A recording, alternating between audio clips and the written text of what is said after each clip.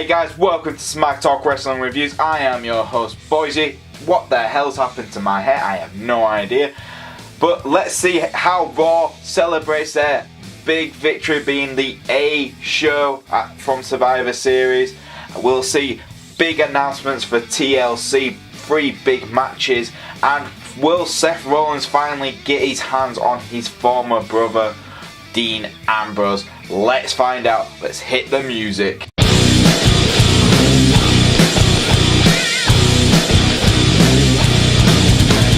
So we kicked off the show with Stephanie McMahon, Miss Ladyballs herself, and her lapdog Baron Corbin celebrating their clean sweep over Team SmackDown. But as we all know, us lot here, because we actually count every match, even including the kickoff shows, SmackDown actually got a victory as the 10-man elimination match. So technically, they didn't get a clean sweep. So screw you, Stephanie. But yes, they were celebrating. Braun Strowman comes out. He's come out to get what is his. What he was promised by Stephanie McMahon. And to be honest with you, she does live up to what she says. She agrees she's going to give Braun his match against Baron Corbin, and it will be at TLC. That's perfect. Braun Strowman's like, yes, I'll take that. And because you also promised me the stipulation, she went, yes, you can choose it. He's going to have the TLC match against Baron Corbin, which is awesome. Baron looked at her and went, excuse me, you also promised me a more secure role as general manager. And she went, yes, we're going to add a little twist to this match. Braun, if you win, you will get your Brock Lesnar match again, as I promised you, for the Universal title, and that will happen at the Royal Rumble, which could be bloody good if Brock actually bothers to, turn up like he did at Survivor Series. And if Baron wins, Baron will become the full-time general manager. But what about Kurt Angle? Oh well. But yes, this was an okay opening segment. I like that Baron Corbin is going to lose his opportunity to become general manager. Let's be honest, because I could see Kurt Angle getting involved if this has to happen. So for me, I'm going to give this a 6 out of 10. I think Stephanie was on there long enough to make it feel like a big moment, but she didn't overshadow any of the superstars. And she also announced the match to happen straight away, which was going to be a 6-man elimination tag team match. Oof. So straight on to the 6-man elimination tag team match, we had the team of Baron Corbin, Bobby Lashley, and Drew McIntyre, obviously the bad guys, the heels, versus the babyface team, the good guys of Braun Strowman, Elias, who's absolutely killing it right now as a babyface, and Finn Balor. How was this match? I actually really enjoyed this match. There was a lot going on, and I think this just shows you how good it showcased quite a few people. Bobby Lashley was boring, but that's just Bobby Lashley, let's be honest. But Drew McIntyre came off looking quite dangerous, and the Scottish psychopath nickname is fitting for him. He is a psychopath, and I would not want to meet him in a dart snicket because I think he would kick my face off. Then we also have then Braun Strowman just as well. You'd expect Braun to really, after Survivor Series eliminating 4 men, this would be a piece of cake. But no, the heels really worked themselves well. Finn Balor was the first to be eliminated. He got taken out by Drew McIntyre because Drew pushed Finn when the referee wasn't looking, and then he tagged himself in a Claymore kick. Finn got eliminated. Elias was next to be eliminated. This was because Bobby Lashley speared him. He couldn't get back into the ring in time, and he got counted out. Good way to, still protect Elias in a very smart way, which I do like. Then third was Drew McIntyre himself, but this ended the whole match. This was when Baron Corbin was about to be pinned and eliminated. Drew got a steel chair, smashed Braun across the head, and this caused a massive brawl where Bobby Lashley, Drew McIntyre, and Baron Corbin just went absolutely into Braun Strowman, and I've got to say, this is the worst I've seen Braun Strowman being beaten, and that is pretty impressive by everyone. They beat the crap out of him, they held him onto the steel stairs getting up to the ring, and they smashed that onto his elbow, bleeding everywhere.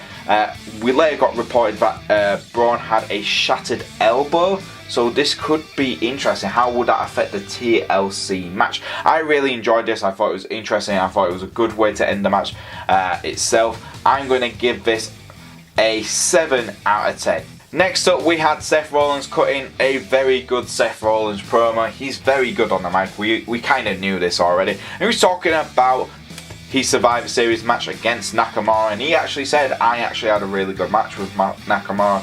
I thanked him afterwards, and you know, even though Nakamura is a heel, there's mutual respect between Seth and Nakamura, and I think that was kind of cool. Then he said, look, I beat Nakamura, I'm putting all my focus now on you, Dean. I'm coming after you, and I'm going to get you back for what you did. You know, talk about destroying the Shield and everything like that. Dean comes onto the big screen, obviously. He is in the arena, but he's not coming out for Seth. And he pretty much cuts a very dark, cryptic heel promo, which he's really good at doing. Tells Seth to come and find him. And just talks about how, one, him, Seth and Roman were rotten from the start. And Roman's getting his judgment now by the big guy up there, and you're going to get your judgment when we face each other at TLC. That's right, we will have Seth Rollins versus Dean Ambrose for the Intercontinental Championship match at TLC. I really think this could be the match of the night at TLC. These guys can really steal it. We saw what they could do when Dean was babyface and Seth was heel. Now we've flipped it. These guys could really steal the show. So Seth goes chasing after Dean. This continues backstage. I'm going to talk about the backstage little segments quickly, and then I'll talk about what happened at the end of the show with Dean and Seth as well. At the end of this near the end of this video. So backstage bits, you had Seth running around looking everywhere, security. He was looking around every time Dean was backstage. He had a little bit of a clue for where he could be. Seth would go there, chase him, beat up security, fire door with burn it down, and then he just doing a backstage interview really quickly. Dean walked straight past him from behind. I thought that was brilliant. Really kind of like panto kind of thing for us over here in the UK, like, he's behind you kind of thing. Titus O'Neil tells him where he is, and then he just gives up and he walks away. He's like, no, this is one of the segments. He just goes, no, I'm going. Dean's messing around. I know I'm getting him at TLC. And do you think that's the end of it? I think this was a really good little bits and bats throughout the night between Dean and Seth. I think the promos were really good at this bit.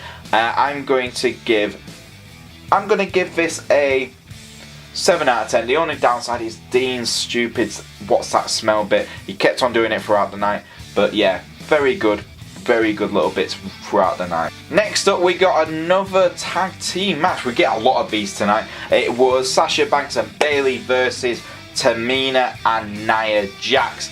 Yeah, Nia Jaxs got booed out of the building as per usual. It was a very interesting match. Bayley and Sasha Banks very much baby faces. Fans really like them. They didn't really get to shine in this match. This was very much Nia Jaxs. Majority of the match, Nia was in the ring. She dominated both Sasha and Bayley. They really are pushing Nia now as this very strong, dominant heel, especially with the stupid, I will take that back, the stupid face smasher, face breaker hashtag, which Michael Cole kept on referencing all bloody night when Nia Jaxs would be involved in something, and I thought, my God, that is stupid. I know they're trying to work this as, you know, an accident, and they're trying to use it for, you know, Nia Jax's career, and that's fine, I understand, but my God, stop trying to force fans with face breaker. It's not going to work. Nia did get the win. Obviously, she's got the biggest momentum right now. She used the Samoan drop on Sasha Banks. 1, 2, 3. Heels win.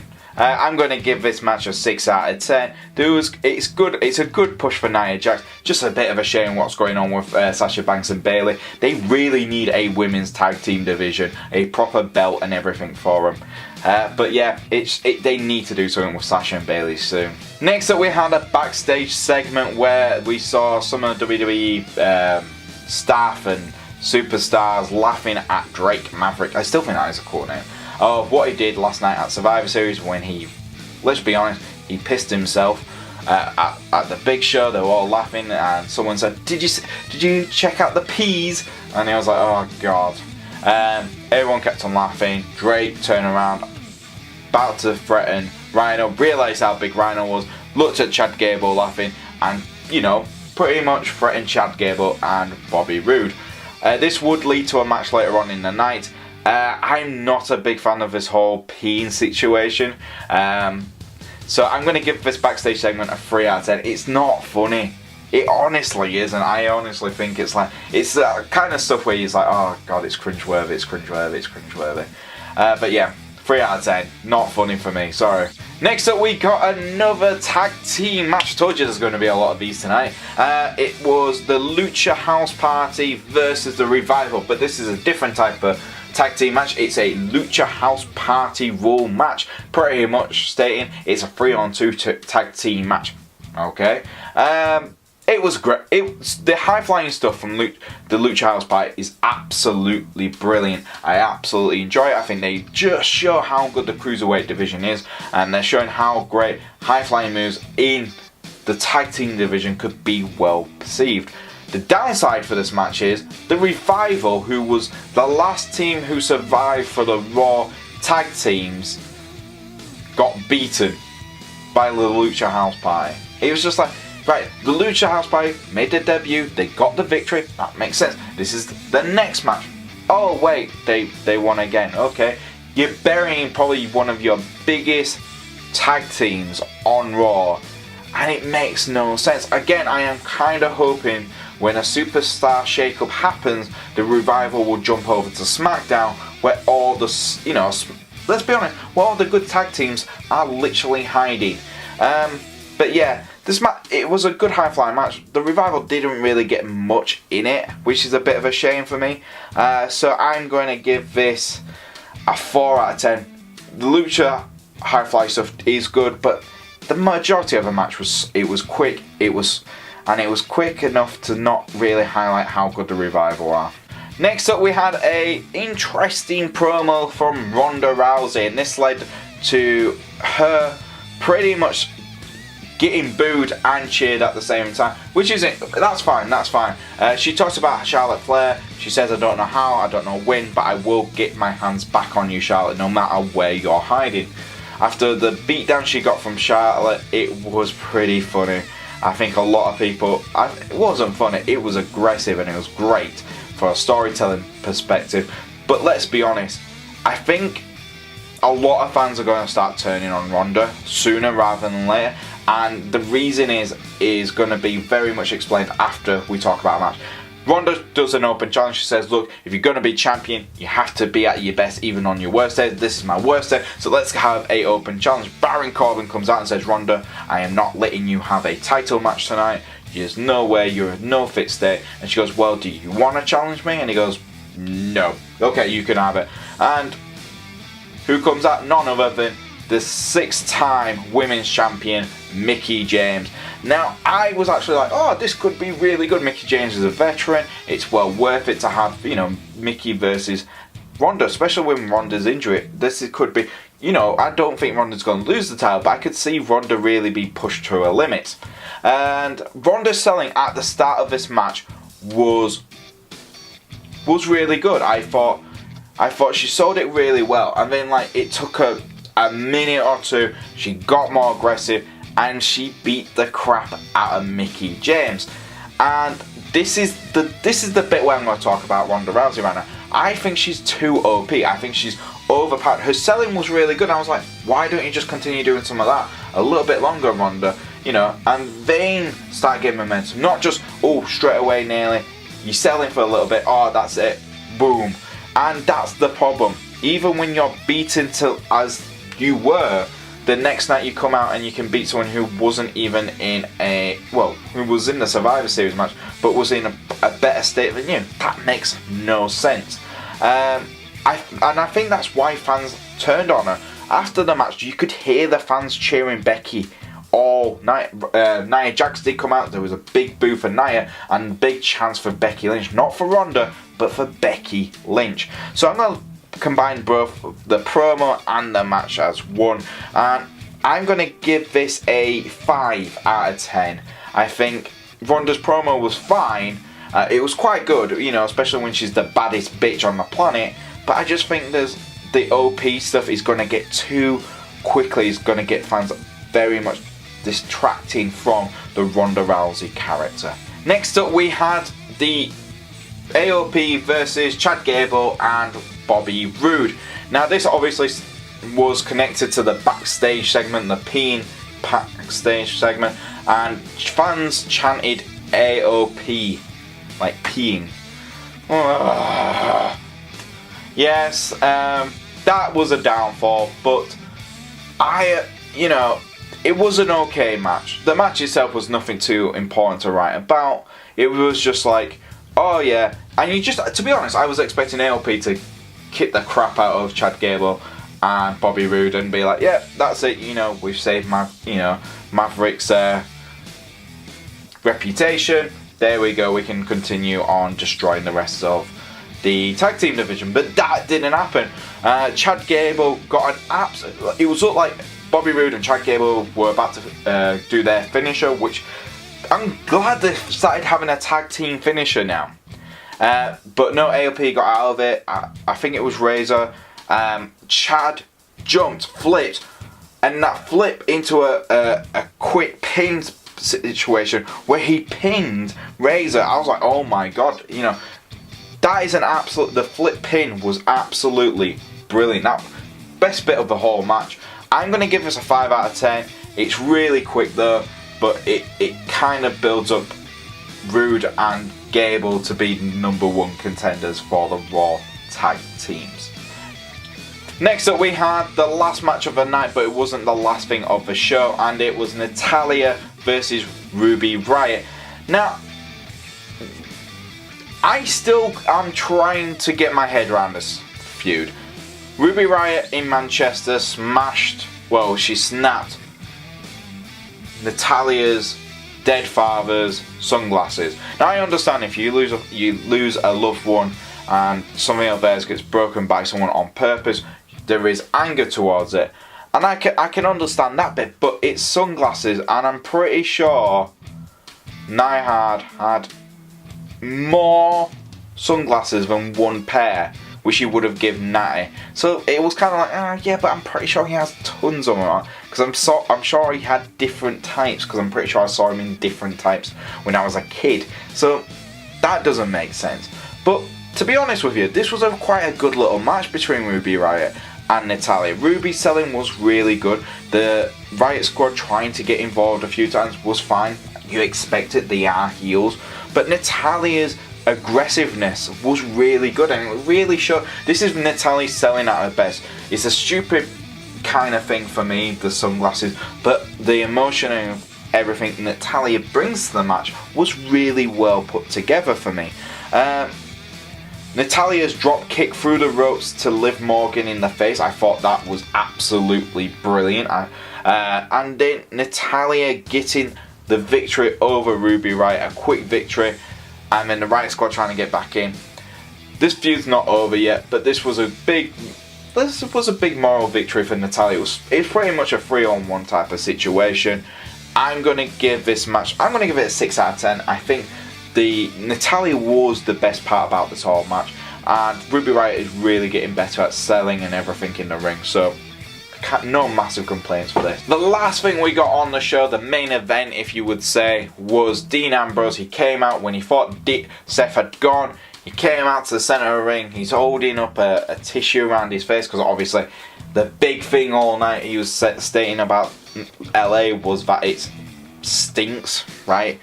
But I've got to give Dean his props for his heel promo. I thought this was a very good Dean Ambrose heel promo, where he's talking about the fans. He said, and it was really, you know what it reminded me of? You know who it reminded me of? Christian. That's right, Christian.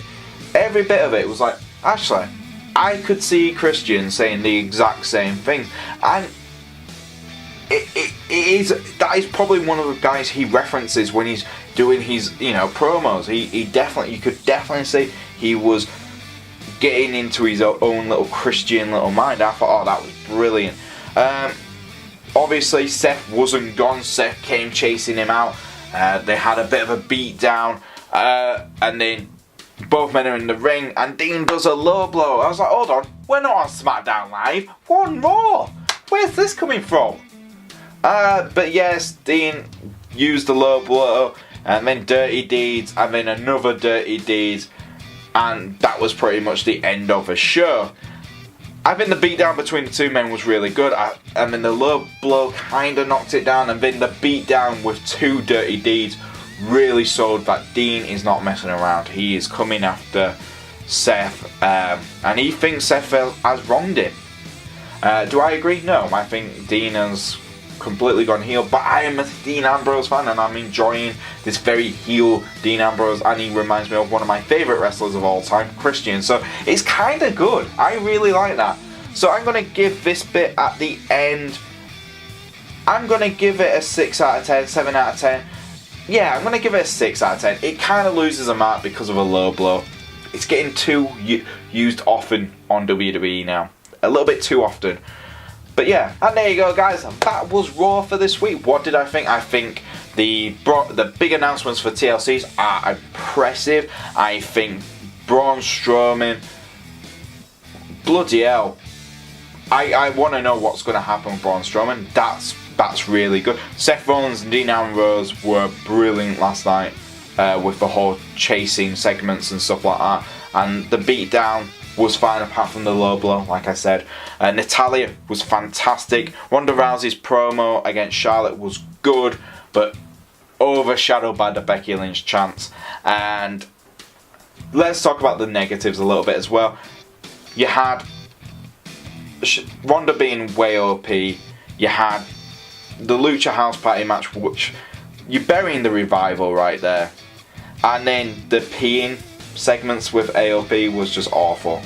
So for me, all said and done, I'm going to give this week's episode of Raw a 6 out of 10. It wasn't bad, it wasn't good, it was just okay. But yeah, what was your favourite segment of this week's episode of Raw? Leave it in the comment below, guys. And if you do like our videos, please like, subscribe and press the bell to keep notified. Ding!